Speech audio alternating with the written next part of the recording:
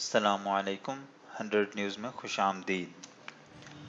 عرفان علی خان 7 جنوری 1967 میں پیدا ہوئے۔ وہ ایک پروفیشنل انڈین ایکٹر تھے۔ عرفان خان نے ہندی، برٹش اور امریکن فلموں میں کام کیا اور بہت سارے ایوارڈ بھی بٹورے، جن میں national film award, Asian film award اور فلم فیئر ایوارڈ انہوں نے اپنے نام کیے۔ عرفان خان نے اپنے آخری ایام میں ایک خط جو انہوں نے اپنے بیٹے کو لکھا، اس میں وہ کہتے ہیں کہ اس مصیبت میں پھنسنے کے بعد ایک دن جب میں ڈرا سہما ہوا ہسپتال جا رہا تھا تو میں نے اپنے بیٹے سے ایویں ہی بڑبڑاتے ہوئے کہا کہ مجھے اس وقت اپنے آپ سے کچھ نہیں چاہیے، ہاں بس اتنا ضرور ہے کہ یار اس عذاب سے میں اس طرح نہ گزروں جیسے اب اس وقت گزر رہا ہوں۔ مجھے اپنا سکون، اپنا اطمینان واپس چاہیے۔ یہ جو ڈر، جو خوف، جو پریشانیاں میرے کندھوں پہ چڑھی بیٹھی ہیں، میں انہیں اٹھا کے پھینک دینا چاہتا ہوں۔ میں ایسی قابل رحم قسم کی ہونک حالت میں اب مزید نہیں رہنا چاہتا۔ اس بیماری کا شکار ہونے کے بعد میری واحد خواہش یہی تھی اور پھر اپنی تکلیف کی طرف میرا دھیان چلا گیا۔ مطلب اتنے عرصے سے میں بس اپنی تکلیف جھیل رہا تھا، برداشت کر رہا تھا، درد کی شدت کا احساس کر رہا تھا، لیکن اس وقت مدت میں کوئی بھی چیز اسے ختم نہیں کر پا رہی تھی۔ کوئی ہمدردی، پیار بھرے بول، کوئی ہمت بندھانے والی بات، کچھ بھی نہیں۔ اس وقت پتہ ہے کیسا لگتا تھا؟ جیسے پوری کائنات صرف ایک چیز کا روپ دھار چکی ہے، درد، خوفناک درد، وہ درد جو ہر چیز سے بڑا ہے۔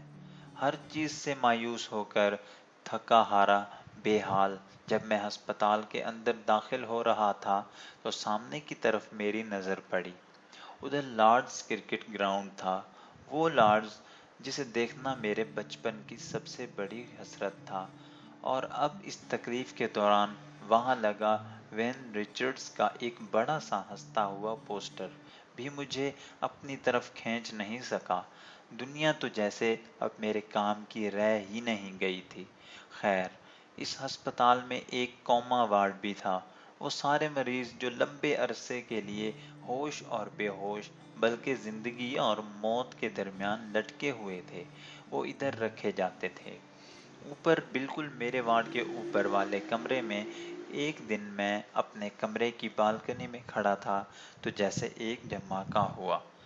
گیم آف لائف اور گیم آف ڈیتھ کے بیچ میں ہے کیا؟ ایک سڑک۔ کرکٹ کو گیم آف لائف بھی کہتے ہیں۔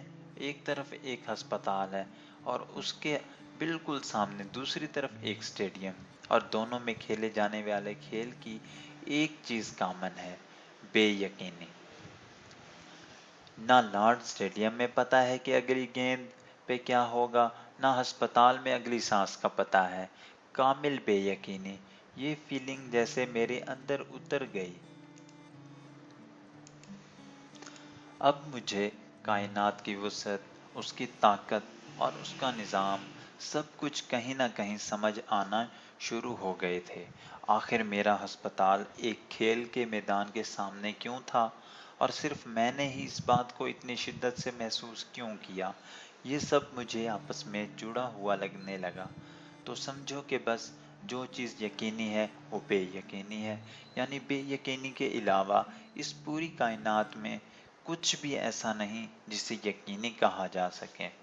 اب جب سبھی بے یقینی کے بہاؤ میں ہیں تو میں کیا اور میری بے یقینی کیا؟ مجھے تو بس اپنی باقی رہ جانے والی طاقت کو سنبھالنا ہے اور اپنے حصے کا کھیل اچھے سے کھیلنا ہے۔ That's it۔ تو بس اس ایک لمحے کے بعد مجھے سمجھ آ گئی، میں جان گیا کہ نتیجہ جو بھی نکلے مجھے اس حقیقت کو ماننا ہوگا۔ ادھر سب کچھ ایسا ہی ہے، چاہے میرے پاس 8 مہینے بچے ہیں، چاہے 2 ماہ یا بے شک 2 مزید سال، سب کچھ ایک طوفانی لہر میں ہے۔ اس کے بعد تمام خدشے तमाम डर, तमाम खौफ, तमाम परेशानियां, सब कुछ धुंधले होते गए और मेरा दिमाग उन सब से खाली हो गया।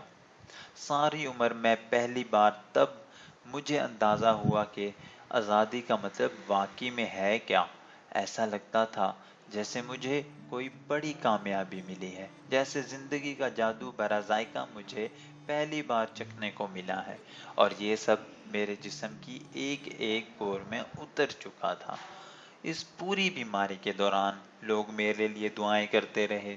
लोग जिन्हें मैं जानता हूँ, लोग जिन्हें मैं नहीं भी जानता, वो सब मुख्तलिफ जगहों पे, मुख्तलिफ टाइम जोन्स में रहते हुए मेरे लिए दुआएं करते रहे और मुझे लगा कि उनकी सब दुआएं मिल के एक हो गईं।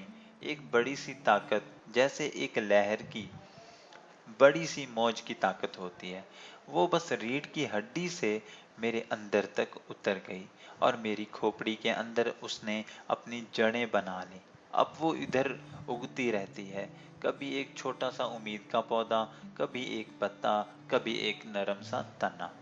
मैं उसे देखता हूँ और खुश होता रहता हूँ।